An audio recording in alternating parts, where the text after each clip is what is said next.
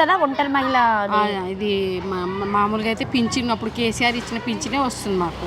ఇప్పుడు రేవంత్ రెడ్డి 4,000 ఇస్తా అన్నాడు. ఏది 4,000 లేదు, ఏమీ లేదు.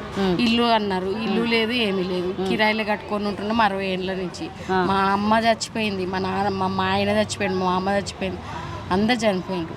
నా 2 పిల్లల్ని వేసుకొని నేను కష్టపడి బతుకుతున్నాను కిరాయిలు కట్టుకొని. ఇల్లు వస్తుంది ఇల్లు వస్తుంది అంటున్నాడు. ఏడ ఇల్లు పెట్టుకున్నారా అప్లికేషన్? ఇందిరమ్మ ఇల్లుకి పెట్టుకున్నాం. టీఆర్ఎస్ ఉన్నప్పుడు అప్పుడు కూడా పెట్టుకున్నాం. అప్పుడు కూడా పెట్టుకున్న పేపర్స్ కూడా ఇప్పుడు ఉన్నాయి ఇంట్లో. అప్పుడు రాలే, ఇప్పుడు రాలే, ఇప్పుడు కూడా రాలే. రేషన్ కార్డు ఉందా ఇప్పుడు? రేషన్ కార్డు కూడా మేము అప్లై పెట్టినాము, అది కూడా రాలేదు. పిలుస్తా అంటున్నారు. ఎప్పుడు వస్తారు అధికారులు మీ దగ్గరికి? వాళ్ళ ఇష్టము. పట్టించుకుంటారా పోయితే? మరి అస్సలు లేదు.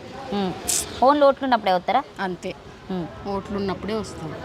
ఎవరు వస్తే అంటే ఇప్పటి వరకు 22 నెలలకెళ్ళి కాంగ్రెస్ పరిపాలన ఉంది. రేవంత్ రెడ్డి గారి పరిపాలన ఎట్లుంది? అస్సలు బాలే, అస్సలు బాలే. ఇప్పుడు 6 గ్యారంటీలు మీరు ఏవి లేవు. ఇప్పుడు నా పిల్ల కూడా పెళ్లికి ఉన్నది. మాట చెప్తున్నాను నేను. నా కళ్యాణ లక్ష్మి ఆయన ఇచ్చిండు, కేసీఆర్ ఇచ్చిండు.